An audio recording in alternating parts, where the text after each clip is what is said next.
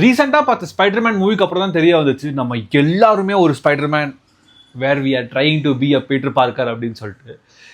அந்த படத்தில் எப்படி ஸ்பைடர்மேனாகவும் இருக்கணும் பீட்டர் பார்க்கராகவும் இருக்கணும்னு சொல்லிட்டு ஐ எம் போத் அப்படின்னு சொல்கிறாரோ, அதே மாதிரி தான் நம்ம ரெஸ்பான்சிபிளாகவும் இருக்கோம், ஒர்க் லைஃப்பும் பண்ணிக்கிட்டு, பில்ஸ் பே பண்ணிக்கிட்டு, ஃபேமிலியும் பார்த்துக்கிறோம். ஆனால் அதில் ஒரு இம்பார்ட்டண்டான திங் இருக்குது, where we are forgetting to be our self.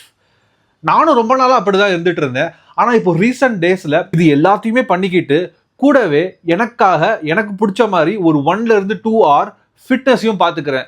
கொஞ்சம் கஷ்டமாக தான் இருந்துச்சு, பட் பண்ண அது ஒரு ரொட்டீன் மாதிரி ஆயிடுச்சு. ஸோ அந்த படத்தை எனக்கு ரொம்ப ரிலேட்டபிளாக இருந்துச்சு, where I am trying to be the both. நீங்களும் அந்த மாதிரி கஷ்டப்பட்டுட்டு இருந்தீங்க அப்படின்னா உங்களுக்காக ஒரு 1 hour ஒதுக்குங்க.